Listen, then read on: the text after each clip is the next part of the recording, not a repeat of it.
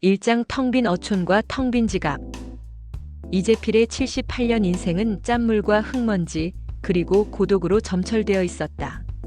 그는 평생을 청산포라는 작은 어촌 마을에서 낡은 배를 몰며 살아왔지만 남은 것은 허름한 단칸 방과 엔진 소리가 거친 낡은 어선뿐이었다. 그의 방 안달력에는 빨간 동그라미가 쳐진 날짜들이 이어졌다. 그날은 아들 영호에게서 월 30만 원의 용돈이 입금되는 날이었다. 그에게는 이 30만 원이 생존의 마지노선이자 아들 부부에게 받은 굴욕의 증명서와 같았다. 아들 내외는 재필이 더 이상 배를 몰지 못하게 된 이후 그에게 30만 원을 건네는 것으로 아버지의 삶 전체를 통제하려 했다. 아버지, 그 돈이면 충분하시잖아요. 어차피 쓰실 데도 없으신데. 며느리 선영의 목소리가 귓가에 맴돌았다. 재필은 그 목소리를 떠올릴 때마다 속에 천불이 났다. 자신이 키우고 먹여 살린 자식이 자신의 생존을 월 30만 원으로 규정하다니. 그는 부둣가로 걸어갔다. 부둣가에는 그의 유일한 재산, 엔진 소리가 거친 낡은 어선이 덩그러니 묶여 있었다.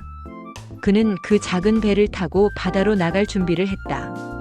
며칠 전 아들 영호가 전화를 걸어왔다. 아버지, 이제 그 배도 팔아야죠. 제가 아는 사람한테 좋은 값에 처분하면 노후의 보탬이 될 겁니다. 무리하지 마세요. 그것은 단순한 권유가 아니었다. 돈줄을 잡고 있는 아들이 아버지의 마지막 자유마저 빼앗으려는 통보였다. 재필에게 그 배는 단순한 재산이 아니었다. 그것은 그의 존엄이자 자유를 상징하는 최후의 보루였다. 그날 밤 재필은 잠을 이룰 수 없었다. 그는 벽에 걸린 낡은 가족 사진을 노려보았다. 사진 속에는 앳된 얼굴의 아들과 딸이 웃고 있었다. 재필은 그들을 키우기 위해 평생을 바쳤지만 돌아온 것은 배신과 멸시뿐이었다. 좋다. 이 독한 자식들아. 너희가 그토록 원하는 돈, 내가 끝까지 너희 손에 쥐어주지 않을 것이다. 재필의 눈은 차갑게 빛났다. 그는 이제 생존을 위한 싸움이 아닌 노년의 존엄을 건 싸움을 시작하기로 결심했다. 그 시작은 바로 배를 지키는 것이었다. 그리고 배를 지키기 위해서는 돈이 필요했다. 2장. 아들의 잦은 방문과 돈의 요구. 아들 영호의 방문은 더 이상 효도가 아니었다. 그것은 노골적인 감시이자 금전적 압박이었다. 영호는 주말마다 아내 선영을 데리고 청산포의 아버지 집으로 찾아왔다.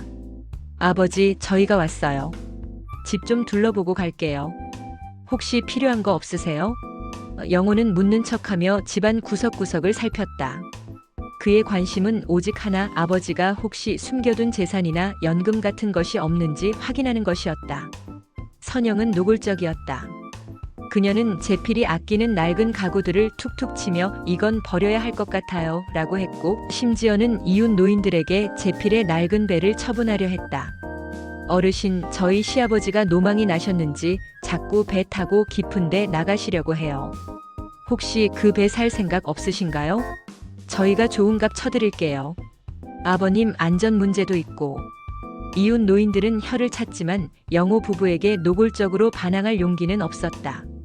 재필은 이 모든 굴욕을 참고 견디고 있었다. 영호 부부가 주말 내내 상주하다시피 하며 자신을 감시하는 동안 재필의 삶은 숨막히는 감옥 그 자체였다. 어느 날 영호는 재필에게 스마트폰을 건네며 말했다. 아버지, 이제 시대가 바뀌었어요. 이 낡은 터치폰 말고 스마트폰으로 바꾸세요. 그래야 저희가 영상통화도 하고 아버지 위치도 확인할 수 있잖아요. 그는 위치 확인이라는 단어에 뼈를 묻었다. 재필은 순순히 스마트폰을 받았지만 영호 부부가 잠든 밤에 몰래 그 스마트폰의 위치 추적 기능을 꺼버렸다. 이것은 재필의 작은 반항이었고 탈출의 준비였다. 그의 머릿속에는 오직 하나의 생각뿐이었다. 이 굴레에서 벗어나는 것. 영호 부부가 돌아간 일요일 밤 재필은 낡은 일기장을 펼쳤다. 그가 배를 지키지 못하면 결국 그들이 원하는 대로 돈에 의해 통제되는 삶을 살게 될 터였다. 그래, 좋다. 너희가 나를 여기까지 밀어넣었지. 재필의 눈은 차갑게 빛났다. 그가 3장에서 나섰던 마지막 어로는 더 이상 단순한 고기잡이가 아니었다. 그것은 이 굴종의 삶에서 벗어나기 위한 유일한 생존 승부수가 되었다. 그는 자신의 배를 지키기 위해서라도, 그리고 이 독한 자식들에게 복수하기 위해서라도 빈손으로 돌아올 수는 없었다. 3장. 마지막 어로 바닷속 그림자. 제필은 일주일 내내 영호의 감시에서 벗어나기 위해 때를 기다렸다. 영호는 제필이 더 이상 깊은 바다로 나가지 못할 것이라고 확신했다. 그러나 제필은 영호가 돌아간 직후 낡은 어선에 기름을 가득 채우고 새벽 어둠을 틈타 출항했다. 그의 목표는 황금을 찾는 것이 아니었다. 그는 그저 고기라도 한 상자 건져서 배를 팔라는 아들의 압박에서 벗어나고 싶었다. 그것이 그에게 남은 마지막 존엄이었다. 새벽 안개가 짙게 깔린 바다. 제필은 수십 년간 낚싯줄을 들이웠던 익숙한 포인트를 벗어나 먼 바다로 향했다. 그곳은 낡은 배로는 위험하지만 고기가 잡힐 확률이 높은 곳이었다. 낚싯줄을 던지고 1시간, 2시간. 아무것도 잡히지 않았다. 제필은 허탈하게 웃었다. 고기는커녕 깊은 바다는 그의 절망만을 되돌려줄 뿐이었다. 그때 제필은 문득 죽은 마누라의 목소리가 환청처럼 들렸다.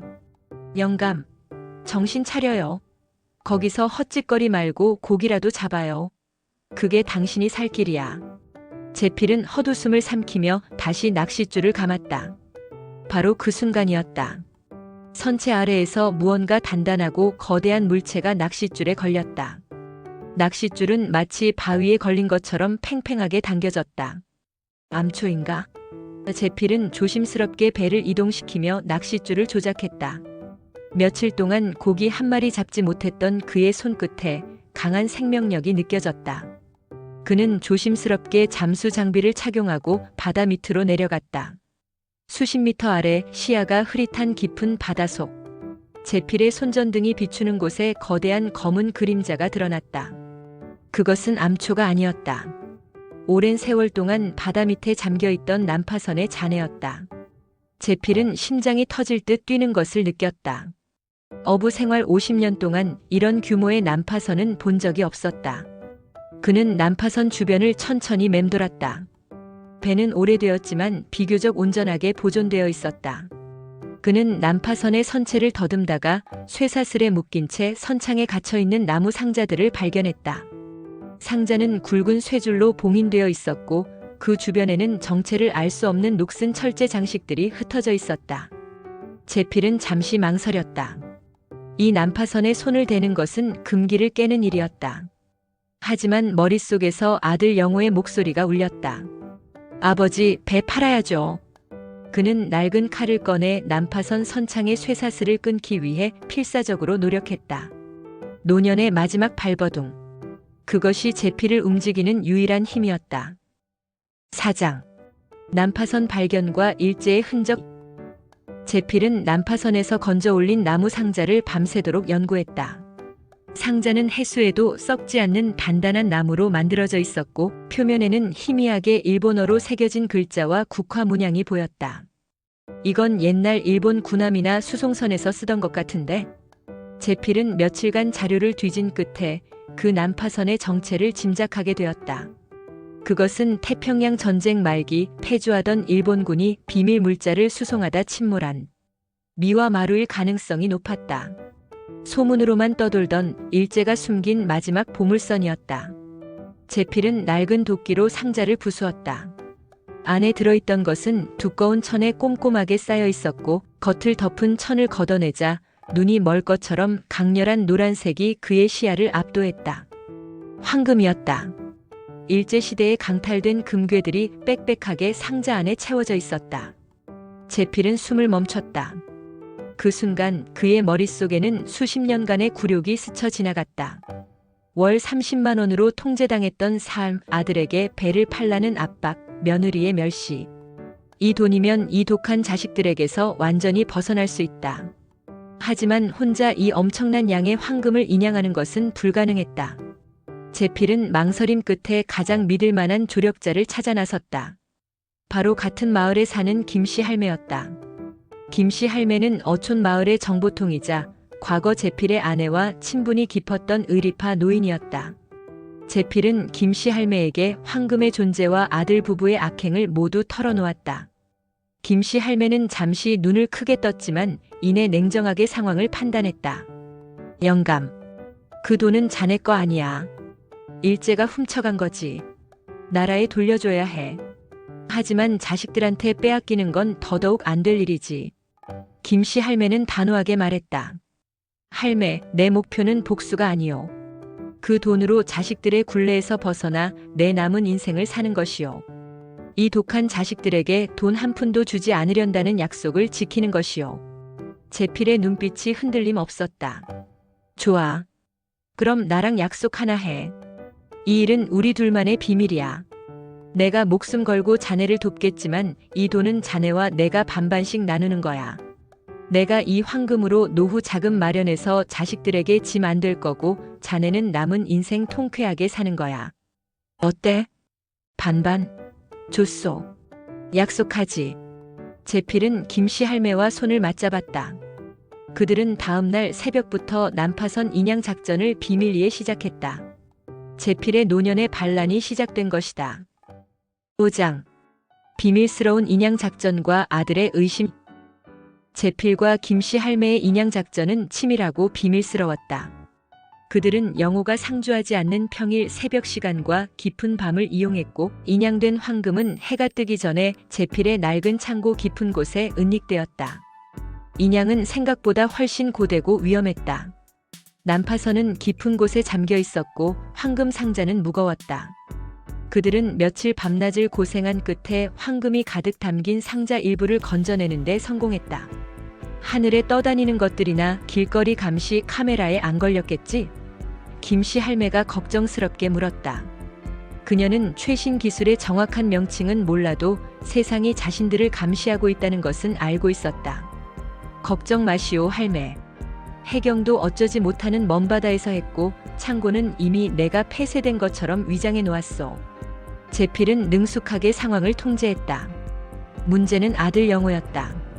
영호는 주말에 내려올 때마다 아버지의 낡은 배와 창고 주변을 맴돌았다. 그는 제필이 이틀 연속 새벽에 나갔다 온 것을 눈치채고 아버지의 행동을 수상하게 여겼다. 아버지, 요즘 배에 이상한 냄새가 나요. 어디 고장 났어요? 그리고 창고에는 뭘 그렇게 쌓아 놓으셨어요? 짐 정리 제가 해드릴게요. 영호는 노골적으로 창고 문을 열어보려 했다. 제필은 태연하게 영호를 막아섰다. 별것 아니야. 바다에서 건진 낡은 자기 조각들이야. 그냥 고물상에 넘길 생각이었는데 쓸데없이 내가 신경 쓸 필요 없어. 사실 황금을 건져 올린 직후 제필은 위장용으로 쓸모없는 낡은 자기 조각들을 일부러 창고 밖에 널어두었다. 자기 조각이요? 그걸 왜 밤새도록 건져요? 영호가 의심의 눈초리를 거두지 않았다. 제필은 오히려 큰 소리를 쳤다. 내가 배 팔라고 자꾸 닥달하니 내가 뭐라도 건져서 밥값이라도 벌어야 할 거 아니냐. 이놈아, 아버지에게 월 30만 원. 용돈 던져주고 뭘 그렇게 감시하려 드냐. 영호는 아버지의 역정에 잠시 물러섰지만 그의 의심은 더욱 커졌다. 아버지가 돈이 없다고 한탄하면서도 그의 눈빛은 이전과는 달리 생기로 가득 차 있었기 때문이었다. 영호는 아버지가 분명 무언가를 숨기고 있다고 확신했다. 6장. 보물의 정체와 새로운 인생의 선택. 제필은 김씨 할매와 함께 인양한 황금 상자를 확인하기 위해 인적이 드문 곳으로 향했다. 그들은 황금 중 일부를 현금화하기 위해 은밀하게 금은방을 찾아다녔고 전문가의 감정을 거친 결과 1차 인양된 25덩이의 황금은 총 3억 5천만 원의 가치가 있음을 확인했다. 이 금액은 전체 난파선에 실린 황금의 극히 일부였다. 나머지 수십억 원대에 달하는 황금은 두 사람만 아는 안전한 곳에 다시 깊이 은닉되었다. 제필은 돈다발을 보자마자 끓어오르는 복수심과 통쾌함을 느꼈다. 이제 월 30만 원의 굴종적인 삶은 끝이었다. 할매, 이게 자네 몫이요. 제필은 돈뭉치에서 1,000만 원을 꺼내 김씨 할매에게 건넸다. 김씨 할매는 눈이 휘둥그레졌다가 이내 1,000만 원을 받아들었다. 이게 뭐여, 영감. 분명 반반 나누기로 했잖나. 이건 1차 보상금이요, 할매. 목숨 걸고 인양한 고생비이자 선급금이지. 나머지 자네 몫은 따로 안전하게 숨겨두었소. 우리가 진짜 해야 할 일은 이 돈을 가장 통쾌하게 쓰는 것이오. 제필의 눈빛은 확신에 차 있었다. 가장 먼저 할 일은 영호의 감시망에서 완전히 벗어나는 것이었다. 그는 김씨 할매의 도움으로 새로운 중고배를 구입하기로 결정했다. 이름은 무소유호. 이제 그는 누구에게도 얽매이지 않는 자유로운 무소유의 어부로 다시 태어날 작정이었다. 할매, 나 떠나야겠어. 내가 어디로 가든 영호놈은 나를 찾지 못할 것이오.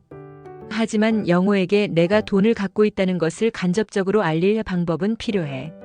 제필은 복수국의 대본을 쓰듯이 계획을 짰다. 그는 황금을 팔아 얻은 돈 3억 5천만 원 중 자신과 김씨 할매의 노후를 위한 최소한의 자금 5천만 원을 남기고 나머지 3억 원은 노인복지재단에 기부할 준비를 시작했다. 이 기부 사실은 언젠가 신문 기사로 보도될 것이고 바로 그것이 영호와 선영에게 가해지는 최고의 심판이 될 터였다. 너희가 나에게 월 30만 원의 국어를 강요했다면 나는 너희가 평생 손에 쥐지 못할 3억 원을 세상에 던져주겠다. 제필의 얼굴에 섬뜩한 미소가 떠올랐다. 7장. 돈으로 변한 황금, 통쾌한 자유. 제필은 무소유호를 구입하는 모든 과정을 김씨 할매를 통해 비밀리에 진행했다. 그는 3억 원의 기부를 확정짓고 5천만 원을 자신과 할매의 자유를 위한 자금으로 분배했다. 할매, 이 5천만 원 중 2천만 원은 자네 몫으로 쓰시오. 남은 황금의 몫도 안전하게 보관되어 있으니 걱정 마시오. 제필은 김씨 할매에게 충분한 보상을 약속했다. 김씨 할매는 그 돈으로 낡은 집을 수리하고 남은 삶을 편안하게 보낼 수 있게 되었다. 가장 어려운 일은 아들 영호의 감시를 뚫고 탈출하는 것이었다. 영호는 주말마다 내려와 제필의 모든 동선을 감시했고 제필의 집을 떠나지 않았다. 제필은 연기자가 되어야 했다. 그는 영호가 보는 앞에서 낡은 터치폰을 떨어뜨려 액정을 완전히 깨뜨렸다. 아이고, 이놈의 늙은 눈이 침침해서 폰이 망가졌네. 아버지, 왜 이래요? 제가 새로 사드릴게요. 제가 쓰던 스마트폰 가져다 드릴게요. 영호는 낡은 터치폰이 망가진 것을 보고 오히려 기뻐했다. 이제 아버지는 자신이 사준 스마트폰을 통해 완벽하게 추적될 것이라고 확신했기 때문이다. 그러나 제필은 영호가 건넨 스마트폰을 쓰지 않았다. 그는 깨진 터치폰을 그대로 들고 다녔고 영호가 잠든 틈을 타 몰래 깨진 폰을 바다에 던져버렸다. GPS 기능이 꺼진 채로. 탈출 D-Day. 영호가 출근한 평일 아침 제필은 김씨 할매에게 마지막 인사를 건네고 부둣가로 향했다. 김씨 할매는 무소유호에 미리 준비해둔 낚시 도구와 최소한의 생필품을 실어주었다. 제필은 낡은 선장 모자를 쓰고 무소유호에 시동을 걸었다. 낡은 엔진이 요란한 소리를 내며 작동했다. 그는 뒤돌아보지 않았다. 그 시각 서울로 돌아간 영호는 스마트폰 앱으로 아버지의 위치를 확인했다. 위치 확인 불가 메시지가 떴다. 뭐야? 또 껐나? 노인이 뭘 안다고 맨날 껐다 켰다 해. 귀찮게. 영호는 터치폰이 바다에 잠긴 줄은 꿈에도 모른 채 아버지가 단순히 폰을 꺼놓았을 거라고 안일하게 생각했다. 제필은 영호의 안일함을 정확히 꿰뚫고 있었다. 무소유호는 빠르게 남해의 수평선 너머로 사라졌다. 제필은 이제 돈과 자식이라는 굴레에서 완전히 해방된 통쾌한 자유인이 되었다. 그의 복수국은 이제부터 공개적으로 시작될 터였다. 8장. 갑작스러운 여행과 자식들의 추적. 영호가 아버지가 완전히 사라졌음을 깨달은 것은 닷새 뒤였다. 주말에 내려와 보니 집은 텅 비어 있었고 낡은 배 청춘호는 부둣가에 묶여 있었지만 아버지가 새로 산 무소유호의 흔적은 어디에도 없었다. 이 노인이 어디로 간 거야? 배를 새로 샀다고? 월 30만 원 받는 사람이 무슨 돈으로? 영호는 분노했다. 그는 곧바로 배가 묶여 있던 곳으로 달려갔다. 그곳에는 아버지의 친필 메모가 붙어 있었다. 나는 내 인생을 찾으러 간다. 너희에게는 돈 한 푼도 남기지 않을 것이다. 그리고 내가 너희에게 묶여있던 지난날의 굴욕을 세상에 알릴 것이다. 메모를 읽은 영호는 충격에 휩싸였다.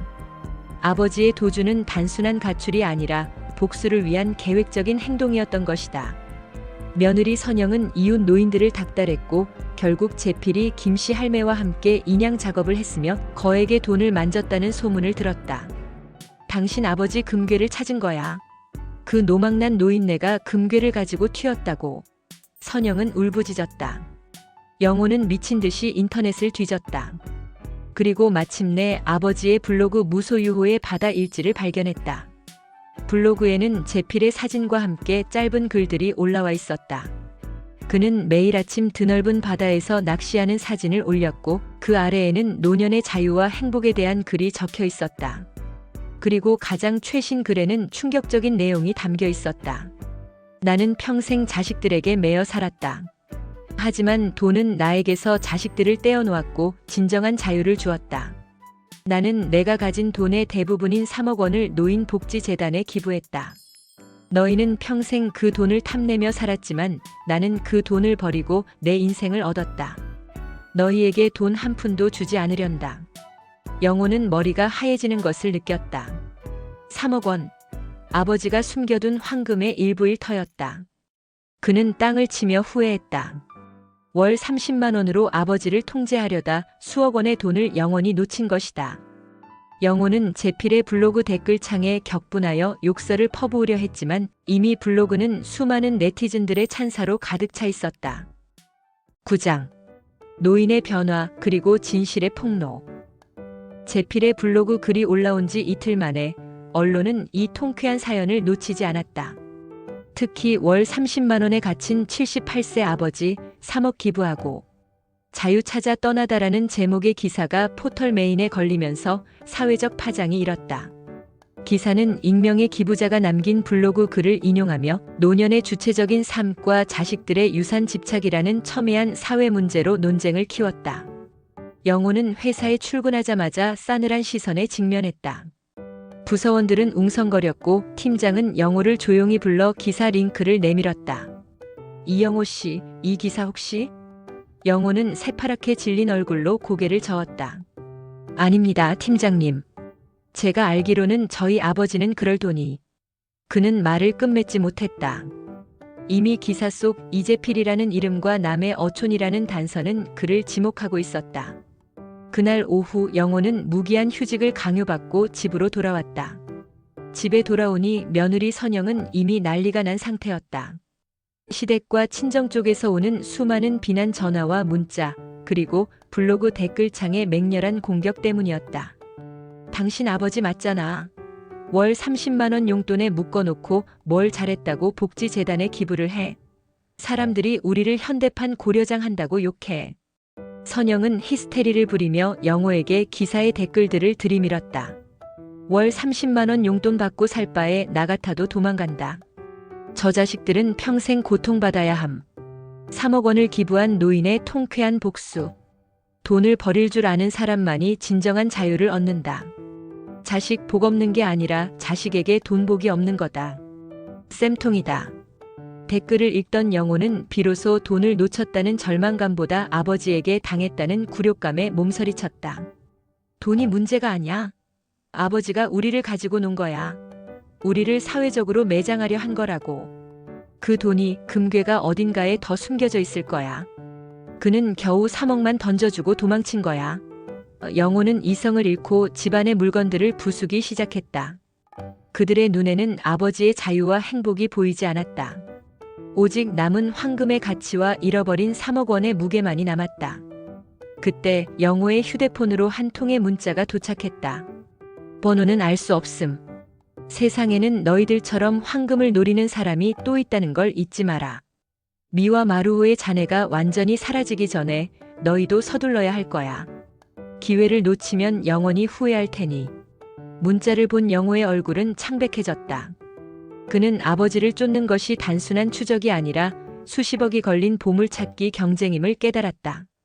제필은 단순히 도망친 것이 아니라 아들 부부의 탐욕을 시험하는 마지막 게임을 시작했던 것이다. 영호는 이를 악물고 선영에게 말했다. 당장 짐 싸. 해안가 주변의 폐가들을 전부 뒤질 거야. 그리고 그 김씨 할매를 다시 찾아가야겠어. 이 모든 일에는 그 노파가 연관되어 있어. 10장. 남은 재산의 사회 환원과 영원한 자유. 영우 부부의 필사적인 추적에도 불구하고 제필과 김씨 할매는 그들의 감시망 밖 먼 바다의 작은 섬에 숨어 여생을 준비하고 있었다. 영감, 이제 슬슬 남은 것들도 처분해야 할 때가 온 것 같아. 김씨 할매가 조용히 말했다. 제필은 고개를 끄덕였다. 그들의 안전한 은신처에는 3억 원 기부금을 현금화하고 남은 수십억 원대에 달하는 황금들이 잠들어 있었다. 이재필은 이 돈을 자식들에게 완벽하게 주지 않을 마지막 방법을 선택했다. 그는 김씨 할매와 함께 섬을 벗어나 인근의 큰 항구 도시에 잠시 머물렀다. 그곳에서 제필은 변호사를 통해 남은 모든 황금의 현물 기부를 추진했다. 기부 대상은 해방역사재단이었다. 일제 수송선에서 나온 황금의 역사적 가치를 인정하고 그 돈을 다시 역사교육과 독립유공자 후손 지원에 사용하는 것이야말로 황금의 출처인 난파선, 미와마루에 대한 가장 완벽한 해방이자 복수라고 생각했다. 제필은 김씨 할매에게 약속했던 황금의 절반을 현금으로 인출하여 신탁계좌에 넣어주고 그녀의 이름을 걸고 익명으로 사회복지기관에 추가 기부하는 절차를 도왔다. 할매, 당신 몫이요. 이걸로 남은 인생 편안하게 사시구려. 이제 우리는 진짜 무소유의 삶을 사는 것이요. 제필이 말했다. 영감. 내가 돈 욕심에 이 고생을 했을 것 같아? 자네가 그동안 당한 억울함이 내 억울함 같았지. 자네는 이제 진정한 자유인이 됐어. 나도 그걸로 충분해. 김씨 할매는 따뜻하게 웃으며 신탁계좌의 절반을 다시 제필에게 돌려주려 했다. 반반 나누기로 했으니 그대로 해요. 우리는 이제 돈으로 얽매이지 않고 사람 대 사람으로 남는 것이요. 제필은 단호하게 거절했다. 그로부터 3개월 뒤 해방역사재단은 수십억 원대의 익명 황금 기부 사실을 발표하며 다시 한번 사회를 뒤흔들었다. 언론은 익명의 기부자가 이전에 3억 원을 노인복지재단에 기부했던 그 78세 노인일 가능성을 제기하며 이 통쾌한 이야기는 전국적인 신드롬이 되었다.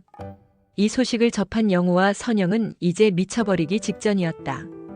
그들은 아버지가 남겨둔 대풍호와 어촌의 낡은 집마저 처분하여 미친 듯이 추적했지만 이미 제필 할아버지가 남긴 모든 흔적은 완벽한 자유 그 자체였다. 영우는 모든 것을 잃었다. 직장, 명예, 그리고 아버지가 남길 수도 있었던 마지막 유산까지. 그는 낡은 방에서 넋을 잃고 앉아 벽을 주먹으로 쳤다. 벽에는 월 30만 원이라는 글자가 핏빛처럼 아른거렸다.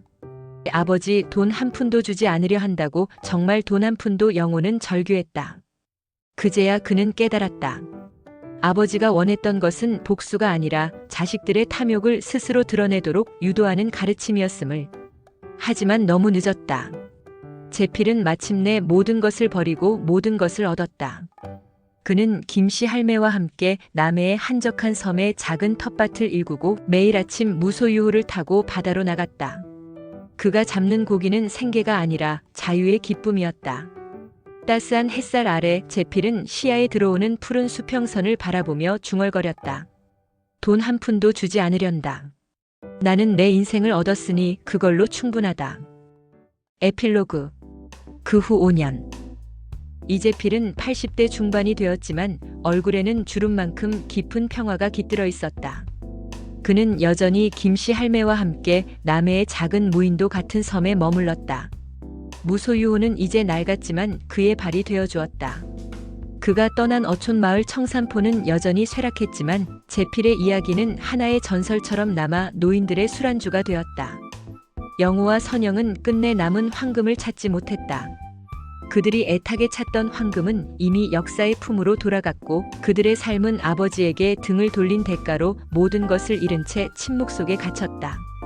영호는 직장을 잃고 선영은 대인 기피증에 시달리며 그들이 그토록 갈망했던 돈은 그들을 구원하지 못하고 파멸시켰다. 돈에 대한 집착이 빚어낸 탐욕의 그림자였다. 그들은 제필이 살던 낡은 집과 배를 팔아 빚을 갚았지만 결코 아버지의 용서는 구할 수 없었다. 제필은 때때로 김씨 할매와 함께 바다로 나가 맑은 날에는 저 멀리 보이는 육지를 바라보았다. 그는 이제 자식들을 미워하지 않았다. 미움이라는 감정 자체가 노년의 자유를 갉아먹는다는 것을 알았기 때문이다. 그는 자식들에게 돈 한 푼도 주지 않으련다는 약속을 지켰다. 하지만 그가 정말 주지 않은 것은 재산이 아니라 자신의 남은 인생이었다. 그는 자신의 마지막 시간을 자식들의 요구와 기대에 맞추는 대신 자신이 원하는 대로 살았다. 제필의 삶은 노년의 주체성에 대한 묵직한 가르침으로 남았다. 진정한 재산은 자식에게 물려줄 유산이 아니라 스스로 선택할 수 있는 삶이었다. 그가 수십억의 황금을 기부하고 얻은 것은 무소유호라는 작은 배와 고요한 바다였다. 바람이 불었다. 제필은 따뜻한 햇볕 아래 낡은 낚싯대를 들이웠다. 그는 이제 돈의 굴레에서도 자식의 굴레에서도 완전히 해방되었다. 영감, 오늘은 뭘 잡았어? 김씨 할매가 미소를 지으며 다가왔다. 제필은 하늘을 보며 깊게 숨을 들이마셨다. 글쎄, 오늘은 자유 한 마리를 낚은 것 같구먼.